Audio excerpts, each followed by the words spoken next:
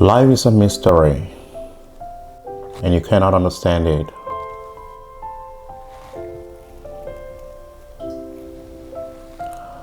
In other words, life has got no meaning.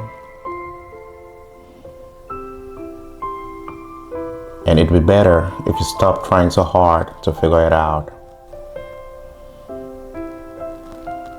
Well, for purposes of intellectual convenience, maybe I should explain better. In the grand scheme of life, life has got a meaning. But whatever the meaning of life might be, is outside our reach as human beings.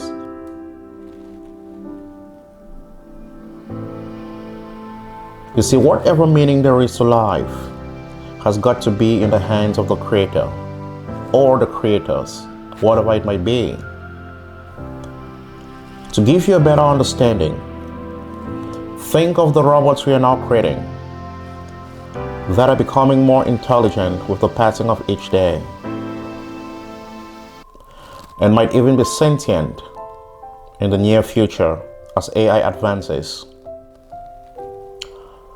Now, imagine a time when these machines we create become so intelligent that they start to ask important questions relating to their reason for being, or the purpose of their lives, or the meaning of their lives.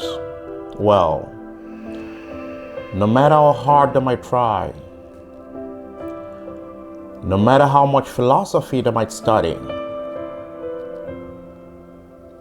at best, all they're gonna come out with would be conjecture, but they will never really figure out what the meaning of their life is.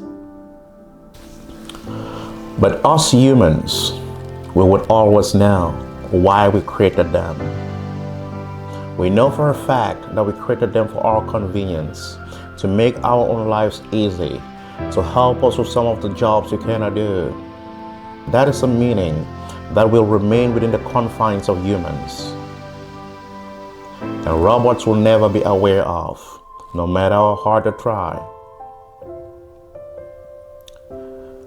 To keep it short, the meaning of a creation is exclusively reserved to its creator, whatever it might be. Same thing with humans. No matter how hard we try, we'll never figure it out. Because whatever meaning there is to our lives is reserved to whatever created us.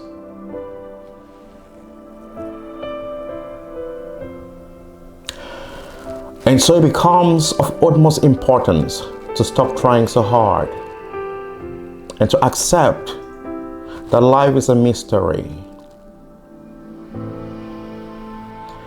And by its very own definition, you cannot understand it. The earlier we embrace that, the better for our states of mind. And the reason why you might want to stop trying so hard to figure out life is because failure to do so only leaves you vulnerable to all sorts of manipulation and deception. You want a picture of what I'm saying? Think of religions. How are religions born? And how do they thrive?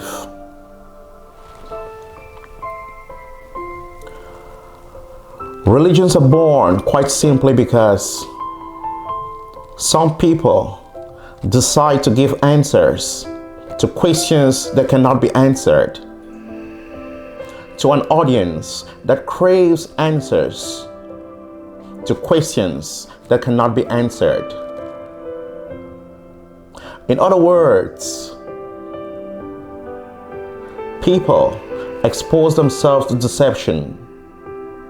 Why? Because sometimes lies are comfortable to the ears, but always with consequences.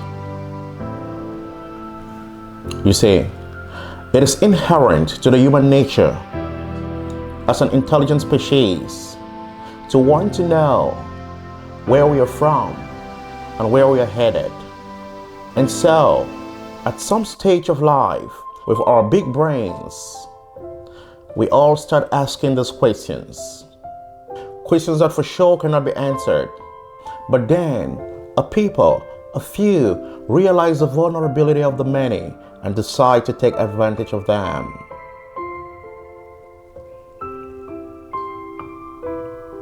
Results? All sorts of fairy tales meant to be answers to questions that cannot be answered.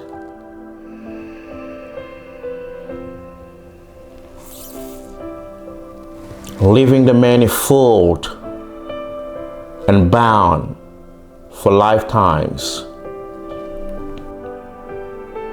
Currently in our day, we have a total of about 4,000 religions in the world, all with different versions of answers that people seek. If religion were to have the answer to the questions people seek, then by logic, we would have a maximum of one religion because they're talking of one thing. But no, we got 4,000 different religions in our day. What does that tell you? It tells you that all these are made up. But it goes beyond that. These are meant to take advantage of the masses. How? Tell me a religion that doesn't benefit from its faithfuls in some way. I don't need to spell it out. There are reasons. You may want to as well follow the money. And so your role is not to try to figure out the meaning of life, but to make your own very life meaningful. How? By being the best version of yourself and serving humanity to the best of your capabilities in whatever walk of life you might find yourself. Teacher, lawyer, doctor, wife, husband, police officer, businessman, or whatever. The way you make your life meaningful is by being of service in the most integrous way in whatever walk of life or geographical location life puts you to serve. Focus on making your life meaningful by leading an integrous life. And do not worry about the meaning of life in the grand scope of things. Because to you and I, life in the generic sense has no meaning. But we can all make our individual lives count. In other words, you can make meaning for your life and forget about the rest. Because life has no meaning, but your life does.